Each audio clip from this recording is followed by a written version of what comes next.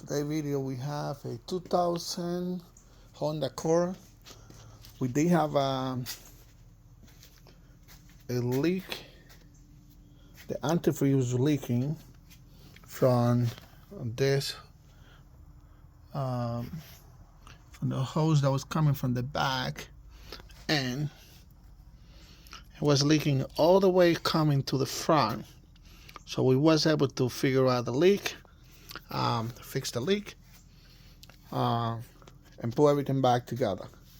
We tested for a couple days just to make sure everything's working normal, no leaks, nothing else is broken. Some of the stuff was not tight, so we tied them out, make sure everything is nice and tight. And we're running for couple days, and then we have a engine back on, and we noticed that the temperature was going halfway and then go back down by itself. So when we put the scanner, we have a code coming in saying that we have the sensor, temperature sensor, acting up pretty much. So either was gonna be, we got low antifreeze on, but we checked it was a little bit low, but since we knew that leak was coming from that direction, coming over here, it probably damaged that sensor because it was actually on the way. So we're gonna replace the sensor that say that is acting up, and then we're gonna test it again and see if everything works out pretty good. So in this case, we have to take this piece off. We got a couple screws over here we're gonna use, and then to get the sensor off, we have a 19. We're gonna use an extension just to get it from the back end, and we measure with this one. This one is the right sensor for this one. We got them on outer sun.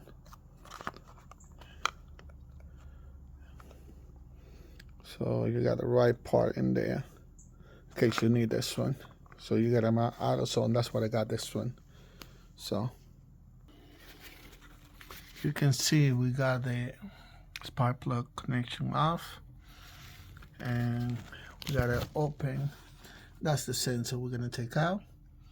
That was only 2 screws holding that piece, so we got them out. So we'll take that sensor, put a new one in there, and we're about to clean up everything.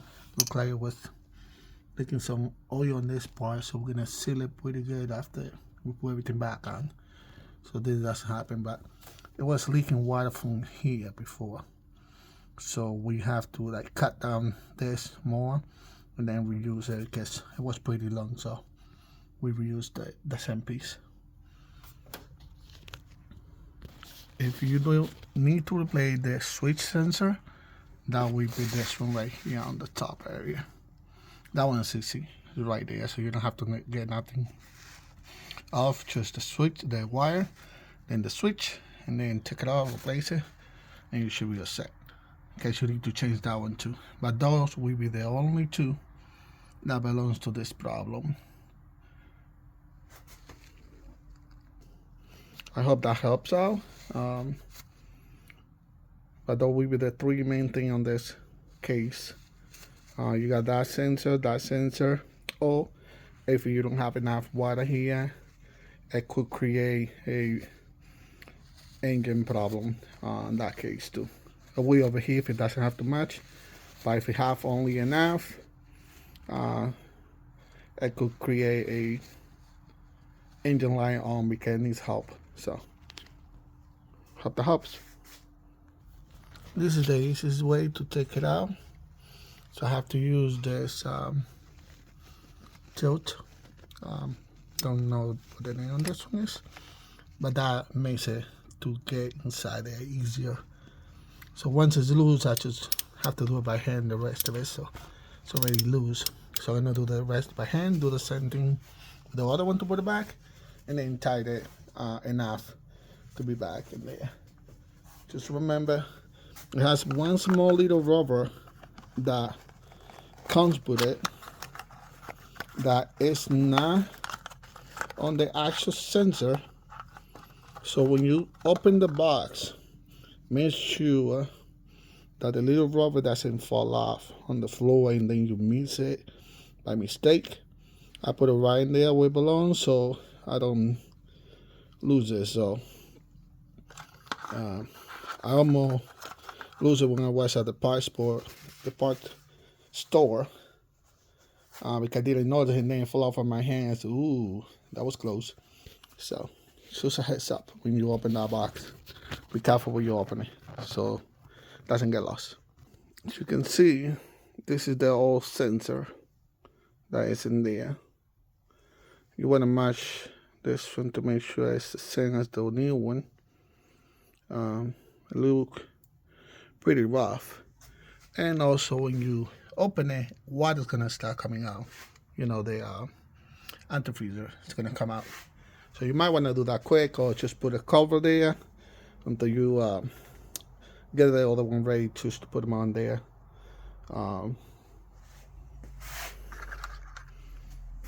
Okay. Another napkin. Just to clean my hand.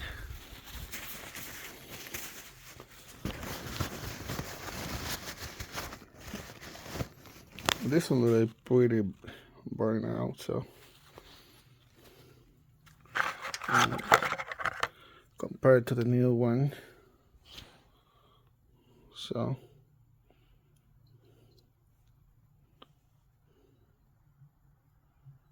the same to me. All right, let's put that one back in there.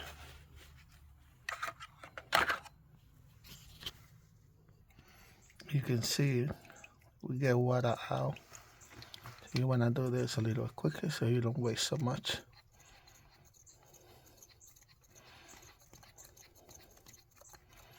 Just tie it as much as you can by hand, and then you can use your wrench just to tighten it. And put the wire back on, and then put that piece back on. And that we only go one way, so you should be able to synchronize there where it goes. It's slow, do it slow until you see that click, and then you can put the screw back on. This one only have two, one there and one here. I believe this one maybe is an aftermarket. I probably used to have another one here, and maybe the original that this one used was a different one. Somebody changed it.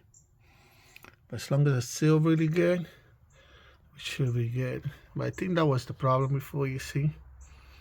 Probably some seal problem here that it's not sealing well enough on that point, because it's missing that screw. We probably have to reorder this piece and put the right part. What do you think about that? That's probably what I'm gonna do. Now order the right part. And it's gonna prevent that problem in there. All right.